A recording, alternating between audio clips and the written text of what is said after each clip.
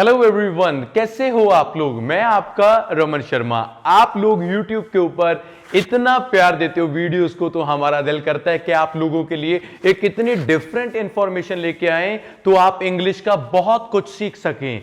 तो आज मैं आप लोगों के लिए बहुत अच्छी अच्छी वोकैबुलरी और वोकैबुलरी के साथ साथ मैं आपके लिए कि कैसे आप सिंपल इंग्लिश से एक हाई लेवल की इंग्लिश बोल सकते हो, और कुछ ऐसी चीजें जैसे किसी सेंटेंसेस में जो गलतियां होती हैं आप उनको कैसे सुधार सकते हो, या आप कैसे नई नई चीजें सीख सकते हो। वीडियो में आप एक बार भी बोर नहीं होगे। अगर आप वीडियो को एंड तक देखोगे तो डेफिनेटली आप लोगों को यह बहुत पसंद आएगा। मैं इस वीडियो की एक सीरीज चलाने चाहता हूं। अगर आप इस वीडियो को पूरा देखते हो और कमेंट सेक्शन में बताते हो, अगर आपको लगता है कि हां इस वीडियो से हमें बहुत नॉलेज मिलती है, तो मैं इसकी 5 सीरीज चलाऊंगा। तो इसका पार्ट 2 भी मैं आप लोगों के लिए लेके आऊंगा। तो वीडियो देखते हैं, अगर अच्छा लगा तो कमेंट सेक्शन में बताना कि इसका पार्ट 2 लेके आए या ना आए। तो चलिए चलते हैं हमारी पहली क्लास की ओर और सीखते हैं कुछ इंपॉर्टेंट और डिफरेंट वोकैबुलरी के वर्ड्स। सबसे पहले हम वोकैबुलरी के ऊपर काम करते हैं। वोकैबुलरी में मैंने कुछ आपको पिक्चर्स शो की हैं। फर्स्ट नंबर पे मैंने ये देखिए, जिसको मैंने अभी सर्कल किया है, it is called escalator. Escalator एक वो सीढ़ियां होती हैं, वो पौड़ियां होती हैं जो हमें मॉल्स में देखने को मिलती हैं, है ना, जिसपे आप एक बार अपने पैरों को रखते हो और सीधा ऊपर चलते हो। मतलब ये मशीन के तौर पे जो सीढ़ियां या जो पौड़ियां ऊपर लेके जाती हैं, इट इज कॉल्ड एस्केलेटर। और दूसरा है स्टेयर्स। ये तो हमारे घर पे होती है ना, मतलब इट कैन बी ये वुड की भी होती हैं और ये सीमेंट की भी होती हैं, जिसको हम एक जगह से दूसरी जगह उठा के नहीं लेके जा सकते। ये होती हैं स्टेयर्स। और थर्ड नंबर पे आ गया लैडर। ये तो हमेशा लक्कड़ की एक पौड़ी होती है, जिसको आप कहीं पे भी, मतलब यहां से उठा के वहां, वहां से उठा के कहां, मतलब कहीं से भी उठा के आप कहीं पर रख सकते हो, वो लैडर होता है। और जो रेलिंग होती है, ये तो आपको पता ही है कि जो साइड पे ग्रिल होती है उसको हम रेलिंग बोलते हैं। और ये स्टेप्स, हिंदी में देली जिसको हम बोलते हैं ना, जो हमारे डोर के आगे होती हैं, जहां हम जो सीढ़ियों के स्टेप बाय स्टेप होते हैं, तो हम उनको स्टेप्स भी बोलते हैं। एस्केलेटर जो मतलब एक ऐसी सीढ़ियां जो इलेक्ट्रॉनिक होती हैं। स्टेयर्स हमारे घर पे होती हैं। लैडर जिसको हम उठा के कहीं पर भी रख सकते हैं। और रेलिंग उसकी ग्रिल होती है। और स्टेप्स जो हम स्टेप बोलते हैं कि आपकी सीढ़ियों के कितने स्टेप हैं, वो स्टेप्स यहां पे हैं। अगली बात, बड़ी अच्छी वोकैबुलरी, क्योंकि मैं आपके लिए ऐसी ही वीडियो लेके आया हूं कि आपको ये समझ आएगा कि हमें इतना अच्छा सीखने को मिल रहा है, डिफरेंट सीखने को मिलेगा, और 100% आपकी नॉलेज है वो बढ़ेगी ही बढ़ेगी। देखो, कई बार चीजें क्या होती हैं, डैमेज होती हैं। डैमेज में क्या होता है, जैसे मैंने एक पिक्चर में आपको शो किया हुआ है, एक कप है और कप का ना ऊपर से कुछ थोड़ा सा टूटा हुआ है, इसको वी कॉल चिप्ड। ये क्रैक्ड नहीं है, ये चिप्ड है। जब कोई प्लेट, कोई कप साइड से टूट जाता है, थोड़ा सा टूट जाता है, इट्स कॉल्ड अ चिप्ड। और जो गाड़ी में हम बोलते हैं ना डेंट पड़ गया, जो गाड़ी किसी साइड से अंदर घुस जाती है, उसको हम डेंट बोलते हैं। किसी कार का एक्सीडेंट हो गया आपस में, तो दोनों कार्स में क्या होता है, थोड़ा थोड़ा डेंट तो आता ही आता है। जी हो गया चकनाचूर। चकनाचूर बोले तो स्मैश्ड। यहां पे चिप्ड में क्या था, थोड़ा सा टूटा था, मगर स्मैश्ड में क्या हो गया कि पूरी की पूरी प्लेट टुकड़ों में बिखर चुकी है। It is called smashed. और स्क्रैच्ड, आपको पता है, आपके कोई व्हीकल के ऊपर स्क्रैच जब हो जाते हैं, या आप कहीं पे जा रहे हो, ड्राइव कर रहे हो, अचानक ही रास्ते में क्या होता है कि आपसे कोई चीज टकराती है और आपकी गाड़ी के ऊपर स्क्रैच भी आ सकते हैं।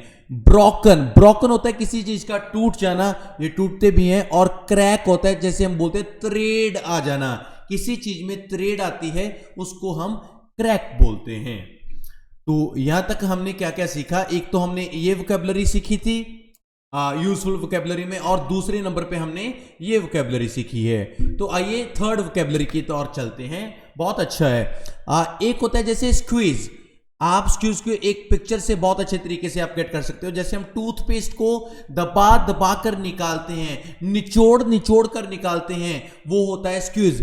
आप बहुत सारे बच्चे ऐसे होते हैं जो ना टूथपेस्ट को इतना चलाते हैं, जैसे कि लास्ट पे आके तो जैसे वेलना रोलर होता है ना, उसकी हेल्प के साथ बिल्कुल जो उसका कचुम्बर निकाल देते हैं, वो होता है स्क्यूज करना।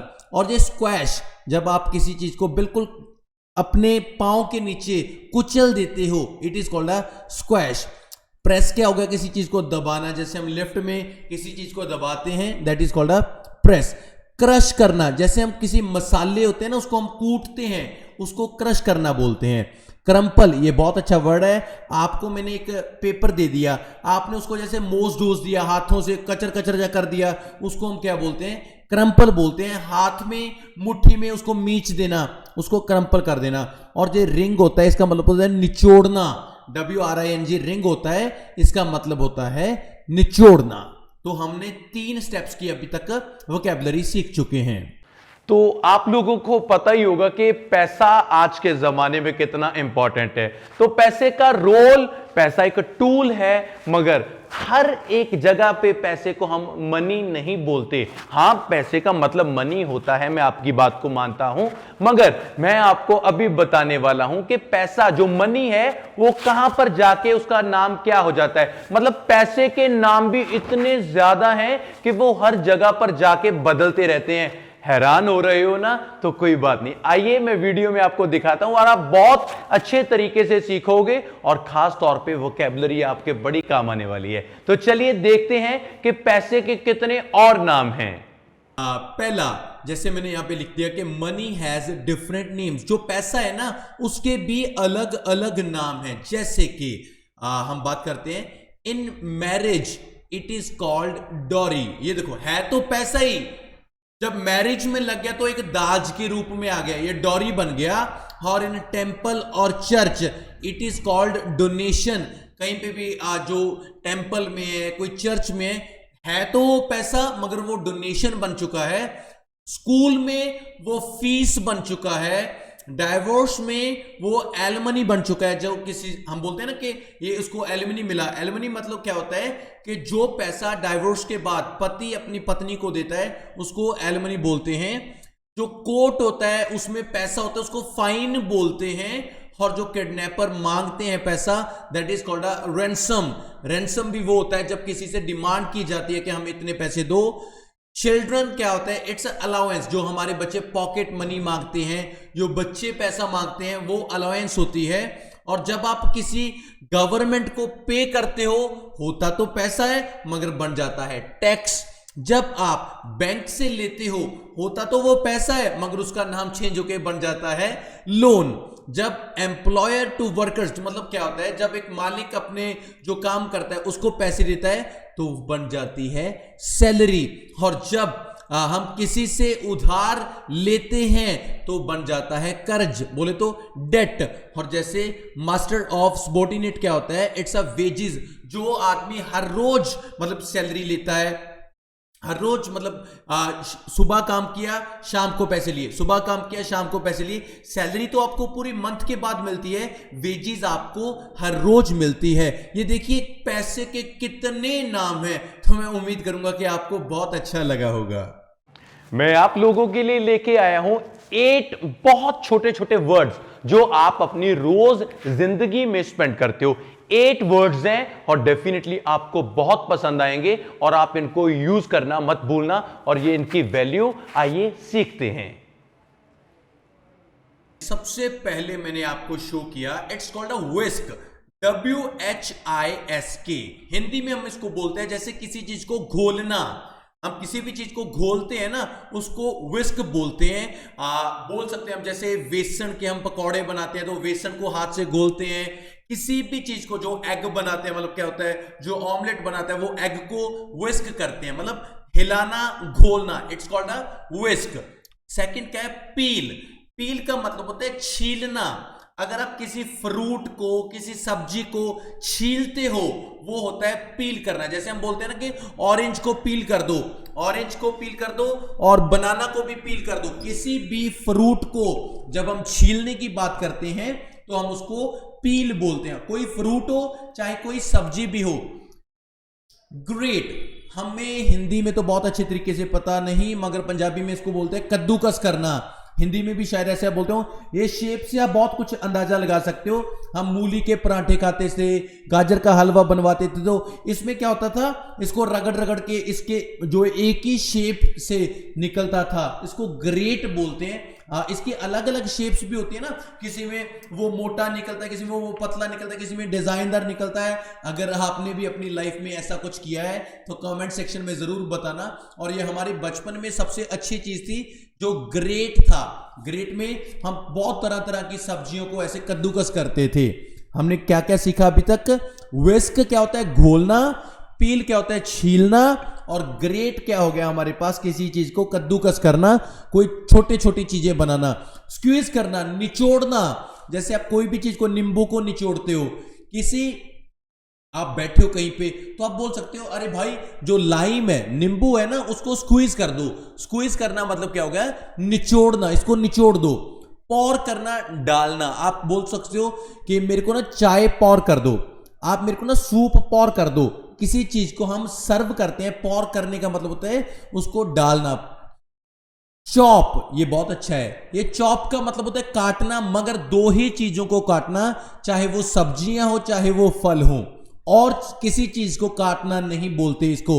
मतलब ये नहीं है ना कि आप बोलोगे कि मैंने वेजिटेबल को कट कर दिया, जहां मैंने फ्रूट्स को कट कर दिया, ये कभी नहीं होगा।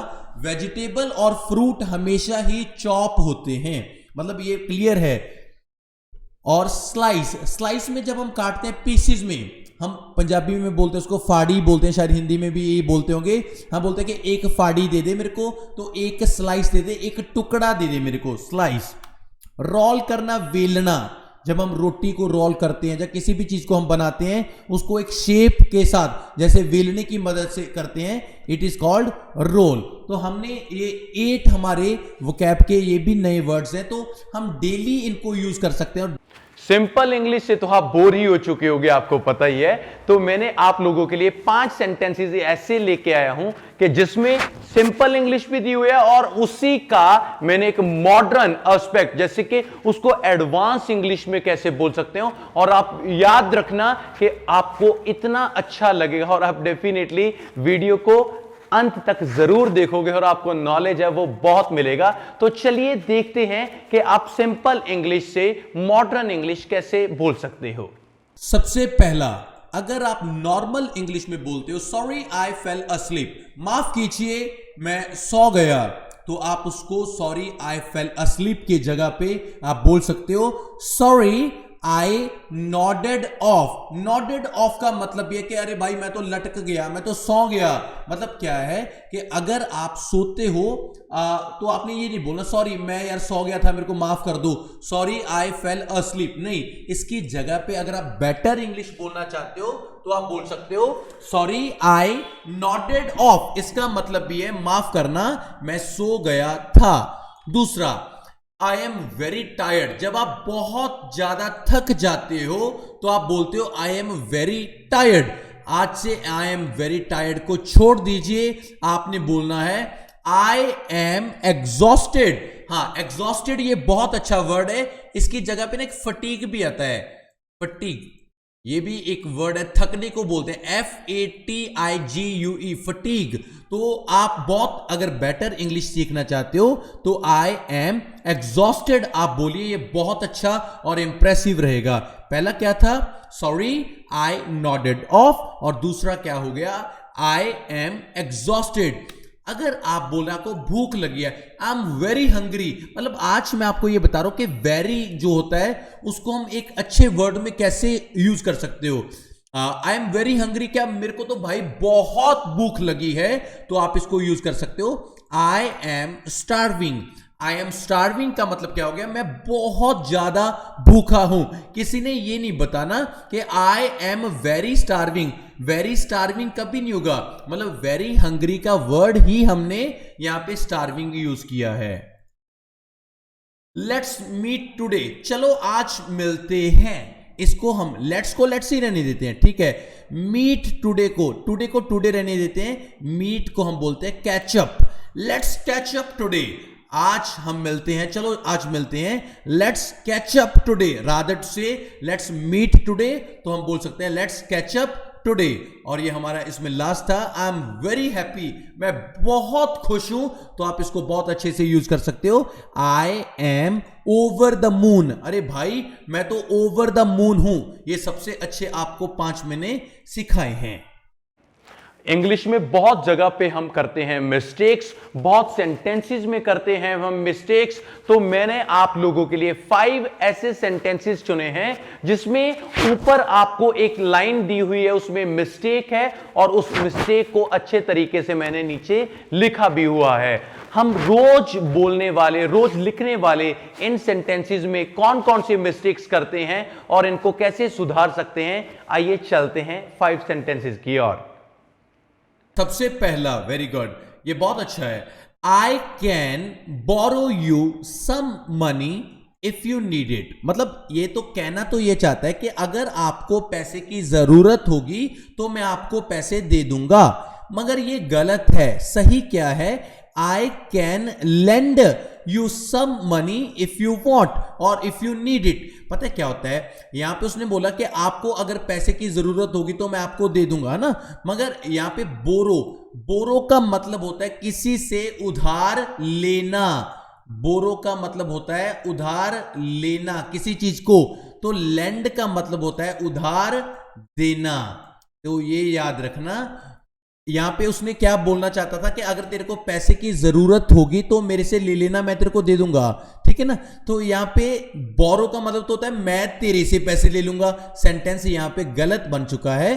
तो बोरो का मतलब होता है किसी से उधार लेना और लेंड का मतलब होता है किसी को उधार देना।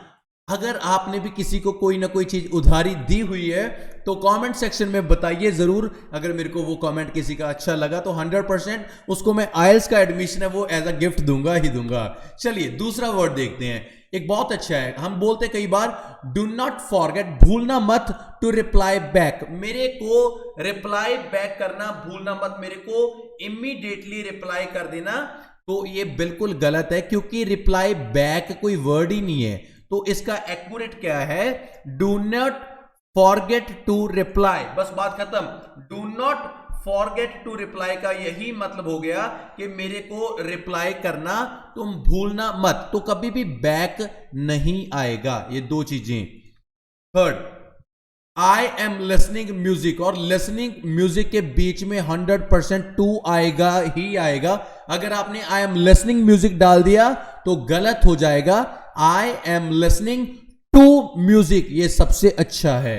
और ये लास्ट बहुत अच्छा है, ही हैज वाइट हेयर्स। पहली बात तो हेयर्स कभी नहीं होते, ये पहली बात है। हेयर्स नहीं होते, क्या होता है? हेयर होता है।